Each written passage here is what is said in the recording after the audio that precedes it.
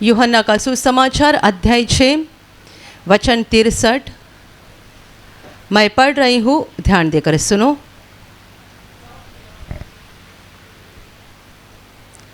आत्मा तो जीवनदायक है, शरीर से कुछ लाभ नहीं। जो बातें मैंने तुमसे कही है वे आत्मा है और जीवन भी है। Hallelujah, hallelujah, hallelujah, hallelujah, hallelujah. प्रभु यीशु बता रहा है, आत्मा तो जीवनदायक है, शरीर से कुछ भी लाभ नहीं है, लाभ नहीं है। जो बातें मैंने तुमसे कही है वो आत्मा है और जीवन भी है। Hallelujah, hallelujah, hallelujah, hallelujah, hallelujah. मेरे प्यारे भाई और बहनों, प्रभु यीशु हमें साफ बता रहा है कि आत्मा अर्थात ये परमेश्वर का आत्मा है जिसकी वो बात कर रहा है। आत्मा तो जीवनदायक है। पवित्र आत्मा के द्वारा हमें सच्चा जीवन प्राप्त होता है। अगले वचन में वो शरीर की बात कर रहा है। शरीर से कुछ भी लाभ नहीं है। हम में से हर एक के पास शरीर है जिसके बारे में हम बाइबल से जानते हैं कि ये मिट्टी का बर्तन है। परमेश्वर ने इसको मिट्टी से बनाया है और हमें इसके बहुत सारे सबूत भी मिलते हैं। मनुष्य के ख़त्म होने के बाद शरीर मिट्टी बन जाती है। जहाँ से उसको बनाया गया है उसी में वो वापस चला जाता है। तो यीशु कहता है कि शरीर से कुछ भी लाभ नहीं है। जो बातें मैंने तुमसे कही है, यीशु की बातें, यीशु के शब्द अर्थात उसके वचन, जो बातें मैंने तुमसे कही है वो आत्मा है और जीवन भी है। उस बातों के द्वारा, उस वचनों के द्वारा तुम्हारे अंदर पवित्र आत्मा का काम हो जाएगा और तुम जीवन पाओगे परमेश्वर की ओर से। Hallelujah, hallelujah, hallelujah, hallelujah. मेरे प्यारे भाई और बहनों, प्रभु यीशु मसीहा परमेश्वर का पुत्र जब इंसान के रूप में इस धरती पर था, उसने बहुत बातें लोगों को सिखाई, बहुत बातें। पर जो बातें वो बता रहा था वो सारी आत्मा की बातें थी, जीवन की बातें थी। प्रभु यीशु संसार का ऐसा इकलौता मनुष्य है जो मनुष्य को सच्ची आत्मा की बातें सिखा रहा था। बाइबल में आत्मा की बातें लिखी है, जीवन की बातें लिखी है। और देखा जाए तो पूरा संसार शारीरिक बातों से भरा हुआ है। जिनके द्वारा आत्मा और जीवन का लाभ होता है या आत्मा और जीवन की प्राप्ति होती है, ऐसी बातें संसार में नहीं है। पूरा संसार शारीरिक बातों से भरा हुआ है। और मनुष्य के लिए ज़रूरी यह है कि हम परमेश्वर के वचनों को ग्रहण करें और आत्मा और जीवन को पाए, क्योंकि शारीरिक बातों को ग्रहण करने से और शारीरिक बातों पर अपना मन लगाने से हमें कुछ फ़ायदा नहीं होता है। Hallelujah, hallelujah. सबसे पहले हमें अपनी ज़िंदगी में एक सच्चाई समझना बहुत ज़रूरी है कि हम एक शारीरिक व्यक्ति नहीं है बल्कि आत्मिक व्यक्ति है। हम यानी हमारा शरीर नहीं है, हम यानी आत्मा है। परमेश्वर ने हमारे अंदर एक आत्मा डाला है जो आत्मा ही हमारा सच्चा व्यक्तिमत्व है। शरीर की बात कही जाए तो शरीर को हम आसान रूप से ऐसे समझ सकते हैं कि हमारा शरीर यानी हमारी आत्मा को पहनाया हुआ कपड़ा है और ये कपड़ा फिर एक बार मिट्टी में चला जाएगा। परमेश्वर ने आदम को कहा था कि मैंने तुझे मिट्टी से बनाया है, तो फिर एक बार मिट्टी में जाएगा। तो मनुष्य का शरीर मिट्टी से बना है और एक दिन मिट्टी में जाता है। तो भी मनुष्य मरता नहीं है। क्यों नहीं मरता है? क्योंकि मनुष्य यानी शरीर नहीं है मिट्टी का बनाया हुआ, परंतु मनुष्य यानी आत्मा है। तो मरने के बाद भी मनुष्य जीवित रहता है और वो या तो स्वर्ग में जाता है या तो नरक में जाता है। शरीर की तो मिट्टी बन जाती है। इसीलिए मैंने आपको आसान रीति से कहा कि शरीर यानी हमारी आत्मा को पहनाया गया कपड़ा है, जो केवल कुछ समय के लिए है, बाद में निकल जाएगा, खत्म हो जाएगा। ये बस कपड़ा है और इसी के ऊपर पूरा हमारा फोकस रहता है। पूरा संसार शारीरिक बातें करता है और शारीरिक बातों के ऊपर अपना ध्यान लगा के रखता है। Hallelujah, hallelujah.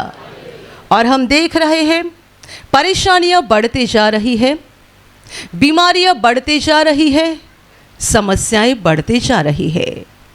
पूरा संसार शारीरिक बातों से भरा हुआ है। लोग अपने शरीर के ऊपर अपने ध्यान को केंद्रित कर रहे हैं, शरीर के ऊपर फोकस कर रहे हैं, तो भी समस्याएं बढ़ती जा रही है, परेशानियां बढ़ते जा रही है। कितने सारे लोग ऐसे हैं जो अपने शरीर के बारे में बहुत ज़्यादा ख्याल रखते हैं और उन्हीं के शरीर में बहुत ज़्यादा बीमारियां रहती है। जो लोग समय पे खाना खाते हैं, दोपहर 12:30 बजे खाना खाना है यानी 12:30 बजे खाना है, 1:30 बजे नहीं खाना है। अपने प्रार्थना घर में एक सेवा करने वाले भाई थे, दोपहर 1 का टाइम 1:30 बन गया तो भी खाना नहीं खाते थे। वो कहते थे नहीं, मेरा खाने का समय है 1 बजे, 12 से 1 में खाना मिलेगा तो खाऊंगा, 1 के बाद मिलेगा तो नहीं खाऊंगा। उनकी उम्र थी 50 के करीब, दिखते थे 70 की तरह। पूरे बाल सफ़ेद हो गए थे, एकदम पतले थे और एकदम बूढ़े की तरह दिखते थे। हमेशा लगता था कि इतनी कम उम्र में इतने बूढ़े कैसे दिख रहे हैं। पर शरीर के बारे में बहुत ज़्यादा ख्याल रखते थे। 1 बज गया और 1:15 बजे खाना मिल गया, नहीं नहीं नहीं, मेरा समय चला गया, अभी खाना नहीं खाऊंगा। ऐसे बहुत लोग मैंने देखे हैं जो अपने शरीर के बारे में बहुत ज़्यादा ख्याल रखते हैं और उनके शरीर में बहुत ज़्यादा बीमारियां भी रहती है। वजह यह है, ये लोग शरीर के नियम का पालन करते हैं, जीवन के नियम का पालन नहीं करते हैं। समझ लेना फ़र्क क्या है, शरीर के नियम और जीवन के नियम।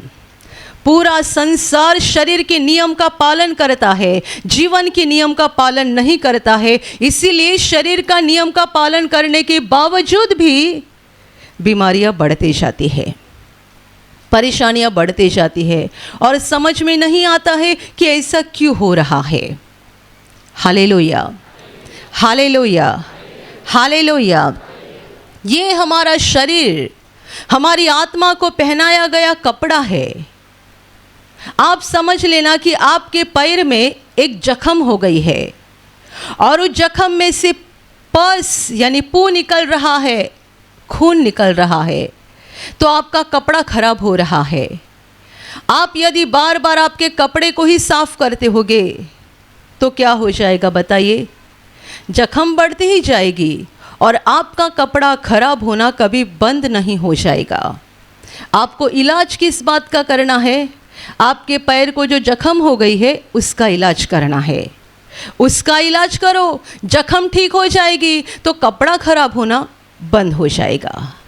आप उस पैर के जख्म के ऊपर ध्यान नहीं दे रहे हो और बस कपड़ा गंदा हो रहा है उस पर ध्यान दे रहे हो और कपड़ा साफ करते जा रहे हो, तो बार बार कपड़ा गंदा होते जाएगा, अंदर से पैर की जो जख्म है वो बढ़ते जाएगी। आपको ज़रूरी है कि आप अपने पैर के जख्म का इलाज कराएं, वो ठीक हो जाएगी तो आपका कपड़ा गंदा होना बंद हो जाएगा। इसी रीति से मनुष्य अपनी आत्मा के नियमों का पालन नहीं करता है, अपनी आत्मा के ऊपर नज़रअंदाज करता है, आत्मिक बातों का और आत्मिक जो जीवन है उसके अनुसार चलता नहीं है, तो मनुष्यों की आत्मा बीमार हो गई है और आत्मा की समस्याएं बढ़ती जा रही है, जिसके कारण शरीर में तरह तरह की बीमारी आ रही है। और देख क्या रहे हैं? खाना समय पे खाना है। देख क्या रहे हैं? शरीर के ऊपर ये इलाज करना है, वो इलाज करना है। कितने सारे लोग हमें जो बीमारी हुई भी नहीं है उसके लिए पहले ही सतर्क हो जाते हैं। डायबिटीज़ नहीं है लेकिन पहले ही शक्कर खाना कम कर दिया है।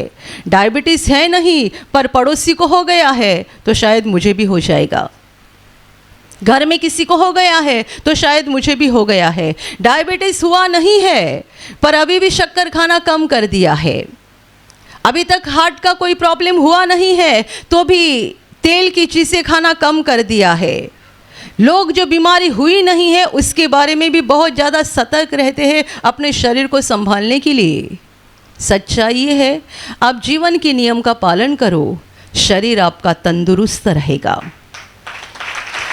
जीवन के नियम, आत्मा के नियम जो परमेश्वर ने हमें दिए हैं, जीवन की बातों की ओर अपना ध्यान लगाओ, आत्मा की बातों की ओर अपना ध्यान लगाओ, आपका शरीर तंदुरुस्त हो जाएगा। यदि आप जीवन के नियम का पालन करोगे, शरीर के थोड़े से भी नियम का पालन किया ना तो भी बस हो जाएगा। बहुत ज़्यादा शरीर के ऊपर ध्यान देने की ज़रूरत नहीं है। यीशु कहता है शरीर से कुछ भी लाभ नहीं है, शरीर से कुछ भी लाभ नहीं है। हमारे सब प्लानिंग कहाँ पर है? 10 साल के बाद हमारे पास बड़ा बंगला होना चाहिए, हमारा बेटा परदेश में नौकरी के लिए जाना चाहिए, हमारी बेटी की एक अच्छे घराने में शादी होनी चाहिए। हमारे सब प्लानिंग धरती के है, पर नहीं जानते हैं कि इस धरती का हमारा जीवन खत्म होने के बाद हमारी एक सच्ची ज़िंदगी की शुरुआत हो जाएगी। क्योंकि हमारी मौत, हमारा मृत्यु ये हमारे जीवन का ख़त्म होना नहीं है, जीवन का अंत नहीं है। किसी का भी मृत्यु जीवन का अंत नहीं होता है, मृत्यु अनंत जीवन की शुरुआत होती है। ये मिट्टी का शरीर मिट्टी में निकल गया, आत्मा परमेश्वर के सामने खड़ी हो जाएगी। यदि वो स्वर्ग जाने के लायक है तो परमेश्वर उसे स्वर्ग में लेगा, और स्वर्ग जाने के लायक नहीं है तो उसे नरक में डाला जाएगा। मृत्यु जीवन का अंत नहीं है, मृत्यु अनंत जीवन की शुरुआत है। और हमारे प्लानिंग क्या है? 10 साल के बाद क्या करेंगे, 2 साल के बाद क्या करेंगे, 25 साल के बाद क्या करेंगे? हम बस यहीं की बातों की ओर देख रहे हैं और सारी शारीरिक बातों पर अपना मन लगाकर रखे हैं। हालेलुया। इसीलिए तो हम बाइबल में घटना पढ़ते हैं जो प्रभु यीशु ने कही है। ये घटना कोई काल्पनिक नहीं है, कोई कहानी नहीं है, क्योंकि बताने वाला स्वर्ग और पृथ्वी का मालिक है। मनुष्य ने नहीं बताया, कोई मनुष्य नहीं बता सकता है कि कौन स्वर्ग में गया, कौन नरक में गया। आपका कोई रिश्तेदार मर जाएगा और आप मुझे बताओगे, सिस्टर जी बताओ मेरा ये भाई स्वर्ग में गया या नरक में गया, मेरे पिताजी स्वर्ग में गए या नरक में गए। मैं कहूँगी मैं परमेश्वर नहीं हूँ आपको बताने के लिए, पर जो है वो ये बता सकता है कि कौन स्वर्ग में गया, कौन नरक में गया। और उसी ने वो सत्य घटना बताई है प्रभु यीशु ने, एक अमीर मनुष्य और लाजर के बारे में। कोई मनुष्य नहीं बता सकता है, पर यीशु ने साफ कहा अमीर मनुष्य नरक में गया और दरिद्री लाजर स्वर्ग में गया, सुखलोक में अब्राहम के पास बैठा। ये अमीर मनुष्य जब धरती पर था एक खुशहाल जीवन बिता रहा था, बड़ा चैन से जीवन बिता रहा था। उसे किसी बात की कमी नहीं थी, घटी नहीं थी, किसी बात की चिंता नहीं थी। और वो एक अमीर होने के कारण अपने ही जीवन में मशगूल था और शायद परमेश्वर का उसको कोई ध्यान नहीं था। कितने साल वो धरती पर जिया इसी रीति से।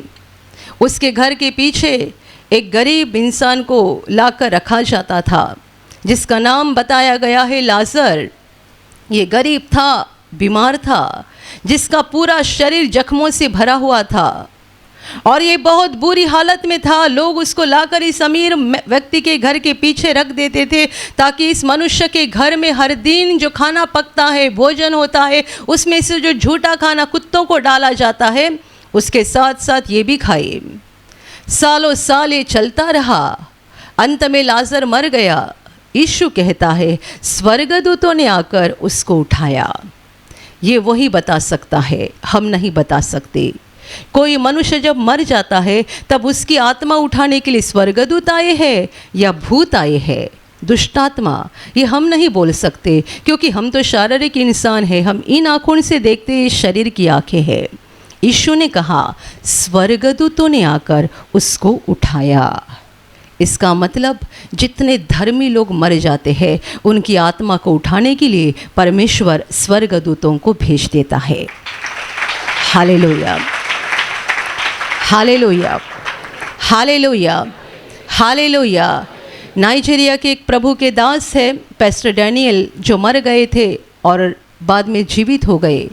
उनकी दुर्घटना के बाद वो मर गए थे, बाद में जीवित हो गए। उनकी गवाही यूट्यूब पर है, आप देख सकते। पास्टर डैनियल नाइजीरिया के, उन्होंने भी कहा था कि उनकी मौत के समय स्वर्गदूत आए थे उनको उठाने के लिए, और वे कहते थे कि जब मुझे दुर्घटना के बाद एम्बुलेंस से लिया जा रहा था अस्पताल में, मेरी औरत मेरे पास थी, एम्बुलेंस में रो रही थी, और अचानक मैंने देखा कि 2 स्वर्गदूत आए मुझे उठाने के लिए, और मैं कोशिश कर रहा था अपनी औरत को बताने के लिए कि स्वर्गदूत आए हैं, पर स्वर्गदूत मुझे इशारा कर रहे थे कि कुछ मत बोलो, और वे मुझे उठाकर लेकर गए।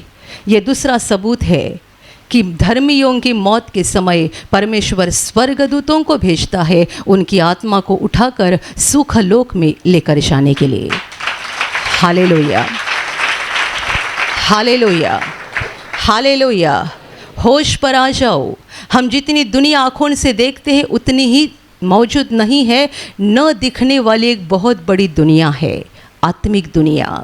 ये आत्मिक संसार है जो आँखों से दिखाई नहीं देता है। यीशु कहता है लाजर मरने के बाद स्वर्गदूतों ने आकर उसको उठाया। मतलब क्या? आत्मा को उठाया, शरीर तो वहीं पे रह गया। शरीर किसी ने उठाया होगा और जाके कब्र में दफनाया होगा। स्वर्गदूतों ने आकर लाजर की आत्मा को उठाया और सुखलोक में अब्राहम के पास जाकर उसको बिठाया। उसके और कई सालों के पश्चात यह अमीर मनुष्य भी मर गया और वो अधोलोक में जाकर वहाँ जलने लगा, तड़पने लगा।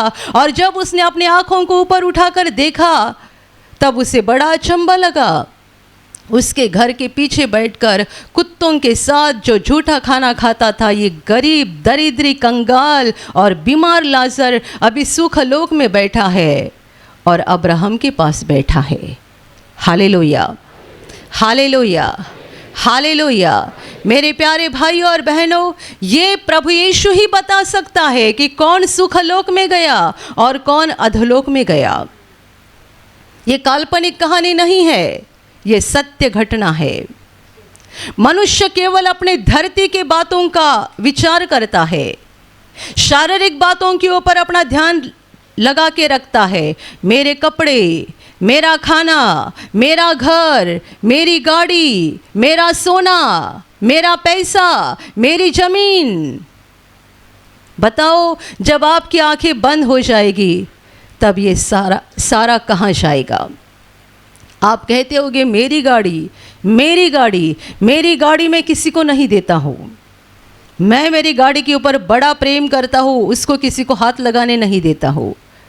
जब तक आप जीवित हो, होश पे हो, तब तक आपकी आंखें बंद हो जाएगी और धरती का आपका जीवन खत्म हो जाएगा। तब बताओ कि आपके गाड़ी में कौन बैठने के लिए आएगा? क्या आप अपनी गाड़ी को अपने साथ लेकर जा सकते हैं? आप कहोगे मेरा घर, मेरा घर, मेरा घर। ये तब तक ही आप चिल्लाओगे जब तक आपकी सांस चल रही है। हमारी सांस तो यहाँ पर है, बस एक पल में सांस रुक जाएगी, आपका घर दूसरों का घर बन जाएगा। 25 साल चिल्लाते रहे मेरा घर, मेरा घर, मेरा घर। 26वें साल कोई और आकर खड़ा हो गया, बोल रहा है मेरा घर, मेरा घर, और आप तो उसी घर में पराये हो गए, क्योंकि आपका वो घर नहीं रहा, अभी आपका ठिकाना दूसरा ही बन गया। Hallelujah, hallelujah, hallelujah. यीशु कहता है कि शरीर से कुछ भी लाभ नहीं है, और इसीलिए हमें हमारा ध्यान आत्मा के ऊपर लगा कर रखना चाहिए। प्रभु यीशु इस संसार में आत्मा की बातें सिखा रहा था, वो परमेश्वर के वचन सिखा रहा था। वो कहता है कि जो बातें मैंने तुमसे कही है वो आत्मा है और जीवन है। जो परमेश्वर की बातों की ओर, परमेश्वर के वचनों की ओर अपने मनों को लगा कर रखते हैं, उनका यहाँ का ठिकाना तो निकल जाएगा, पर इससे बहुत सुंदर ठिकाना उनको मिल जाएगा, स्वर्ग, जो परमेश्वर ने धर्मियों के लिए बनाया है। अनंत काल के लिए वो उनका ठिकाना बन जाएगा। अपने आत्मा के लिए परमेश्वर के वचनों की ओर अपने मन को लगाओ। परमेश्वर का वचन हमारी आत्मा का भोजन है। परमेश्वर का वचन हमारी आत्मा को तंदुरुस्त रखता है। परमेश्वर का वचन आत्मा को मजबूत रखता है। परमेश्वर का वचन आत्मा को शुद्ध कर देता है। शारीरिक बातों के कारण हमारी आत्मा अशुद्ध बन जाती है। संसार की शारीरिक बातों में हम जितना मन लगा कर रखते हैं उतनी हमारी आत्मा अशुद्ध बनती जाती है और आत्मा के साथ साथ शरीर भी अशुद्ध बनता है। जितना हम सांसारिक बातों में अपना मन लगा कर रखते हैं उतनी हमारी आत्मा बीमार होती जाती है। आप बताओ कि आपके दिल में कितने लोगों के लिए नफरत भरी है। आपके अंदर नफरत है ना, यह आपकी आत्मा की बीमारी है।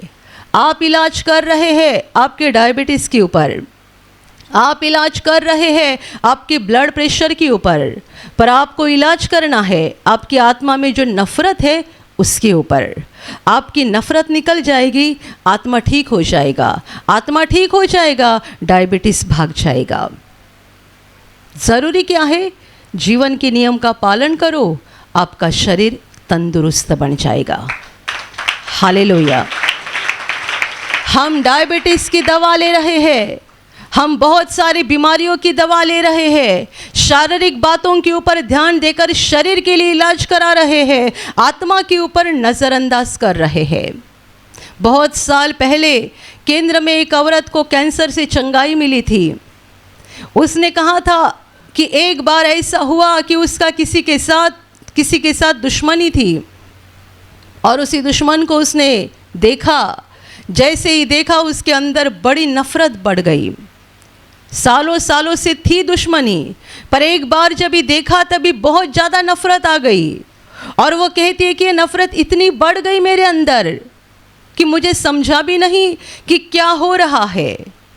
खाना पीना बंद हो गया, नींद लगना बंद हो गया। घर वाले भी सोचने लगे क्या हुआ है, क्या हुआ है। और ये बोलती है कि मुझे समझ में नहीं आता था, खाने पीने का कोई स्वाद ही नहीं लगता था, रात को नींद भी नहीं लगती थी, दिन ही दिन निकलते जा रहे थे, तबीयत खराब होने लगी। फिर डॉक्टर के पास लेकर गए, जांच हुई और पता चला कि उसको कैंसर हुआ है। कैंसर की इलाज शुरू हो गए। दिन ही दिन परिस्थिति बिगड़ते गई, हालत खराब होती गई और जो इलाज चल रहे थे उस इलाज के कारण उसकी पूरी चमड़ी काली पड़ गई, सर के सारे बाल निकल गए, हालत बहुत गंभीर बन गई। और ऐसी गंभीर हालत में कोई रिश्तेदार उसको लेकर प्रार्थना में आए। ब्रदर से उनकी मुलाकात हो गई। ब्रदर ने उनको कहा कि आप शिविर में भाग ले लो। उस बहन ने शिविर में भाग लिया और उसने कहा शिविर में जब पाप पश्चाताप और क्षमादान का प्रवचन शुरू था और इन वचनों को जब मैं सुन रही थी तब मुझे याद आ गई ये मेरी बीमारी कैंसर शारीरिक नहीं है, आत्मिक है। क्योंकि जब मैंने कई साल पहले मेरे दुश्मन को देखा था तभी से मेरे अंदर ये नफ़रत बढ़ गई और उसके बाद से ही मेरा खाना पीना कम होते गया, मेरी नींद बंद हो गई। वो कहते शिविर में मुझे पहली बार इन आत्मिक बातों का ज्ञान मिल गया। मैंने उस व्यक्ति को क्षमा कर दी। उसको क्षमा करने के बाद मेरे दिल में बड़ी शांति आ गई। सारी नफ़रत मैंने निकाल दी, क्षमा कर दी और मैं अपनी आत्मा में एक बड़ी शांति महसूस करने लगी। ऐसा लगा कि कितने सालों से किसी ने बांध के रखा था, अभी बंधन खुल गए हैं, मैं फ्री हो गई हूँ। बड़ी शांति आत्मा में महसूस होने लगी और उसके बाद धीरे धीरे उनकी तबीयत में सुधार होने लगा। सर पे अच्छे बाल भी आ गए, चमड़ी पहले जैसे नॉर्मल हो गई, वो पूरी तरह से तंदुरुस्त हो गई और दोबारा जांच होने के बाद पता चला कि उनको कैंसर नहीं है।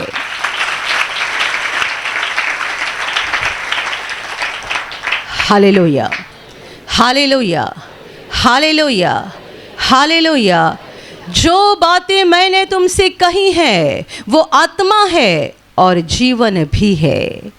यीशु बता रहा है उसकी बातें आत्मा है और जीवन भी है। यदि हम उसकी बातों की ओर अपने मन को लगाकर रखेंगे तो हमारा जीवन सच्चे स्वर्ग के आशीषों से भर जाएगा। क्योंकि प्रभु की बातों में, प्रभु के वचनों में आत्मा और जीवन दोनों का भी समावेश है। Hallelujah, hallelujah, hallelujah. इसलिए ज़रूरी है कि हम संसार के लिए अपने कानों को बंद करें और हमारे इन यानी आत्मिक कानों को खोलकर परमेश्वर के वचनों को सुने। आप में से जितने सारे लोग हर दिन बाइबल पढ़ते हैं, हर दिन प्रवचन सुनते हैं और परमेश्वर के वचन के ऊपर मनन करते हुए वचन में ही लगे रहते हैं, आप अपने लिए एक बड़ी प्रॉपर्टी इकट्ठा कर रहे हैं।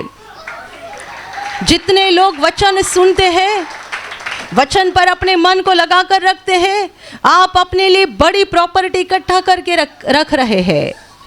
और जितने सारे लोग दुनिया भर की बातें सुनते हैं, उन्हीं में मगन रहते हैं, वही विचार उनके दिमाग में शुरू रहते हैं। बाइबल पढ़ते हैं, कभी समय मिलेगा तो, मन होगा तो, इच्छा होगी तो, प्रवचन कभी सुनेंगे, सप्ताह में एक बार या महीने में एक दो बार प्रार्थना घर में आएंगे तभी प्रवचन सुनेंगे। और ऐसे लोगों को शैतान प्रवचन सुनने भी नहीं देता है, जो महीने में एक बार या महीने में 2 बार आते हैं और कभी कभार प्रवचन सुनते हैं। वो प्रवचन सुनने बैठे कि 5-10 मिनट के अंदर उनकी आंखें भारी हो जाती है। शैतान कहता है, इतने दिन तो मेरी बातें सुन रहा था, अभी परमेश्वर की क्यों सुन रहा है, आराम से नींद ले। Hallelujah, hallelujah, hallelujah. ये लोग गवा रहे हैं, अपनी आत्मा का नुकसान कर रहे हैं।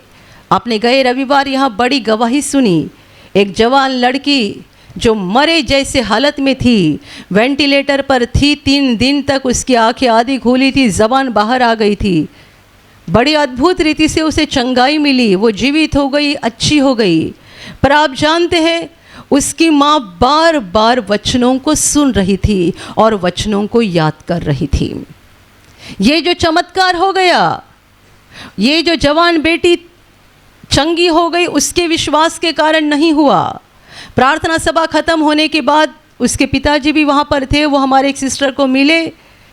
उस जवान लड़की ने हमारी सिस्टर को कहा, मैं पहले प्रभु पे ठीक से विश्वास नहीं करती थी और परमेश्वर की किसी बात को गंभीरता से नहीं लेती थी, पर जब से मेरे साथ ये हो गया है, मैंने परमेश्वर का महत्व अपने जीवन में जान लिया है और तभी से मैंने परमेश्वर को अपने जीवन में गंभीरता से लेना शुरू कर दिया है।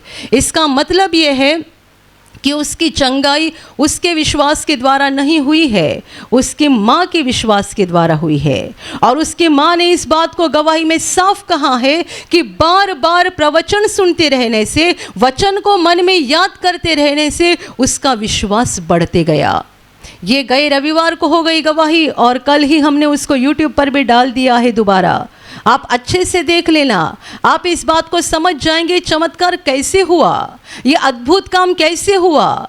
उसकी माँ जो बार बार परमेश्वर के वचनों पर अपना मन लगा कर रखी थी, उसके अंदर परमेश्वर के वचन बोलते जा रहे थे, उसकी अगुवाई करते जा रहे थे, उसको सिखाते जा रहे थे। और उस वचनों के कारण जो उसने अंदर ग्रहण कर लिए थे और बार बार ग्रहण करते थे, उस वचनों के कारण उसकी मरी हुई बेटी जीवित हो गई। Hallelujah, hallelujah. जो बातें मैंने तुमसे कही है वो आत्मा है और जीवन भी है। जो बातें मैंने तुमसे कही है, ऐसा प्रभु यीशु बता रहा है। इसका मतलब ये है, जीवन पाने के लिए, पवित्र आत्मा को पाने के लिए, परमेश्वर का सामर्थ पाने के लिए, स्वर्ग के अनगिनत आशीषों का अनुभव करने के लिए और अंत में स्वर्ग के अनंत जीवन में प्रवेश करने के लिए हमें ज़रूरी है कि हम परमेश्वर की बातों को सुनते रहे, ग्रहण करते रहे और परमेश्वर की बातों पर ही अपने मनों को लगा कर रखे। Hallelujah, hallelujah, hallelujah, hallelujah. जो औरत दिन रात प्रवचन सुन रही थी, परमेश्वर के वचनों को पढ़ रही थी, सुन रही थी, मनन कर रही थी, उसके ऊपर अपने मन में वो सारे वचनों को बार बार ला रही थी, उसके जीवन में प्रभु ने इतना बड़ा चमत्कार कर दिया। कितने सारे लोग अपने जीवन में परमेश्वर के अद्भुत कामों को देखना चाहते हैं, जीवन को पाना चाहते हैं, पर मन वचन की ओर लगाते नहीं है, परमेश्वर के शब्दों की ओर अपने मन को लगाते नहीं है। मेरे प्यारे भाई और बहनों, शरीर के ऊपर ज़्यादा ध्यान देना छोड़ दो। मेरा कपड़ा, मेरा नहाना, मेरा ये, मेरा वो। लोग इन बातों के बारे में बहुत ज़्यादा जागरूक रहते हैं। समय पे खाना होना चाहिए, समय पे नहाना चाहिए, कपड़ा इस्त्री होना चाहिए, बिना इस्त्री का कपड़ा पहनते नहीं है। हमें साफ सुथरा रहना चाहिए, अच्छा रहना चाहिए, अनुशासित रहना चाहिए, ये बराबर है। पर इसका मतलब ये नहीं है कि पूरा फोकस शरीर की ओर करें। आप आपके जीवन में 90% से ज़्यादा ध्यान अपनी आत्मा के ऊपर देना शुरू करो। आत्मा, आत्मिक बातें। आत्मिक मनुष्य जब उसके सामने खाना आता है ना, तुरंत हाथ नहीं डालता। जब खाना आता है तब उसके दिल में पहले आता है, प्रभु तुझे धन्यवाद, ये तूने मुझे दिया है। हाथ में एक फल भी आएगा, एक फल भी आएगा तो प्रभु का धन्यवाद मन ही मन बोले बिना वो फल उसके मुंह में जाता नहीं है। इसका मतलब ये है, ये प्रभु के साथ आत्मा में जुड़ा हुआ है। एक फल हाथ में आता है, मुंह में डालने से पहले उसकी आत्मा अंदर से बोलती है। वो मुंह से आपको बोलते हुए दिखाई नहीं देगा, पर आत्मा में वो बोलता है, प्रभु तुझे धन्यवाद, तूने मुझे केला दिया, तुझे धन्यवाद, ये आम मुझे मिल गया। ये आत्मा में बात होती है। हर बार वो आत्मा में प्रभु का धन्यवाद करते रहता है। इसका मतलब ये है, वो अपनी आत्मा में परमेश्वर के साथ जुड़ा हुआ है।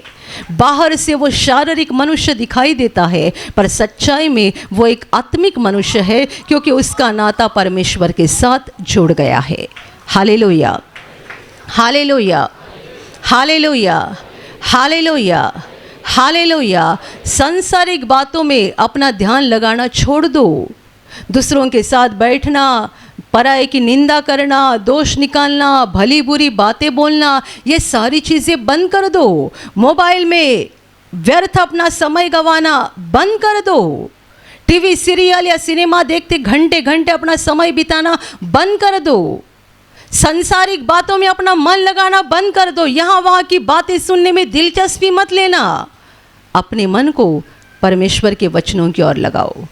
जो बातें मैंने तुमसे कही है वो आत्मा है और जीवन है। यदि आप परमेश्वर के वचनों की ओर अपने मन को लगाकर रखोगे, वचनों को अंदर लेते जाओगे, अंदर लेते जाओगे, अंदर लेते जाओगे, आपकी दुर्बल आत्मा मजबूत बनती जाएगी, आपकी अशुद्ध आत्मा शुद्ध बनती जाएगी। दुनिया के विचारों से हमारी आत्मा शुद्ध बनती है, पर जैसे हम परमेश्वर के वचनों को अंदर डालते हैं, परमेश्वर के वचन सांसारिक विचारों को हमारे अंदर से बाहर निकाल देते हैं। इसीलिए प्रभु यीशु ने अपने चेलों को कहा था, जो वचन मैंने तुमसे कहे हैं उनके द्वारा तुम शुद्ध हो चुके हो। परमेश्वर के वचन हमें शुद्ध कर देते हैं। जितने हम परमेश्वर की बातों को हमारे अंदर डालते हैं, हमारे अंदर जो पहले से बसी हुई सांसारिक बातें हैं उन्हें वो निकाल देते हैं। सांसारिक बातें बाहर निकल जाती है और वचन हमें शुद्ध कर देता है। Hallelujah, hallelujah, hallelujah. आप में से कितने सारे भाई बहनों की ये समस्या है कि आप प्रार्थना में बैठते हैं तभी आपका मन यहाँ वहाँ भटकता है। आप प्रार्थना में बैठते हैं तो दुनिया भर के विचार आपके मन में आते हैं और आप परमेश्वर से जुड़ नहीं सकते हैं। आपके लिए बहुत ज़रूरी बात है, यदि आपके साथ ऐसा हो रहा है, इसका मतलब यह है कि आप सांसारिक बातों में बहुत ज़्यादा मन लगा कर रखे हैं। आप जब भी प्रार्थना में बैठते हैं, सबसे पहले आप बाइबिल पढ़ो। कम से कम एक आधा घंटा परमेश्वर के वचनों को पढ़ो। इन वचनों को पढ़ते पढ़ते पढ़ते फिर आपका मन परमेश्वर की ओर लगेगा और फिर परमेश्वर से बात करना शुरू करो।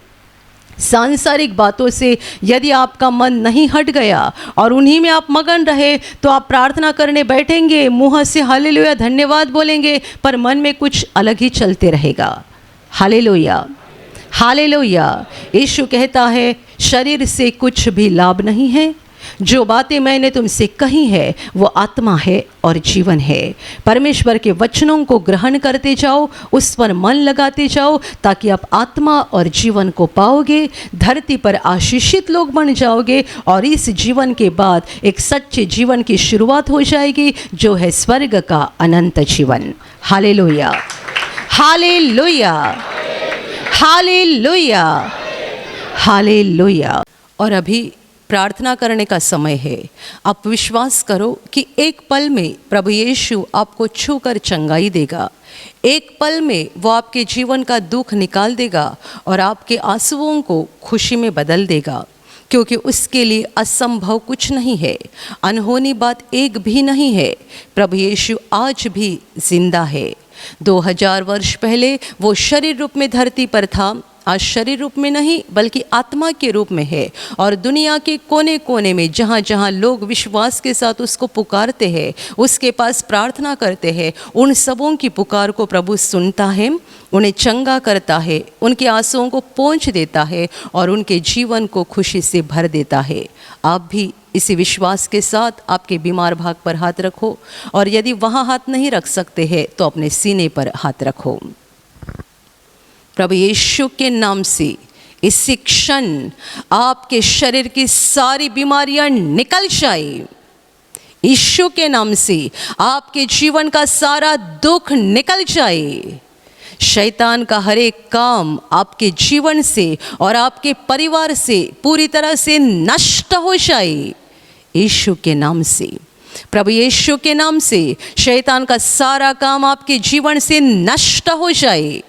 सारी दुष्ट आत्माओं को प्रभु यीशु के नाम से मैं आज्ञा दे रही हूँ, इसी क्षण इन्हें छोड़कर निकल जाओ और वापस उनमें नहीं आना। इसी क्षण प्रभु का महान सामर्थ आपके ऊपर आ जाए। प्रभु का महान सामर्थ आपके ऊपर आ जाए। प्रभु का महान सामर्थ आपके ऊपर आ जाए। इसी घड़ी पवित्र आत्मा की खुशी आपके दिल में आ जाए, पवित्र आत्मा की शांति आपके दिल में आ जाए और आपका जीवन स्वर्ग की रोशनी से भर जाए। आमीन।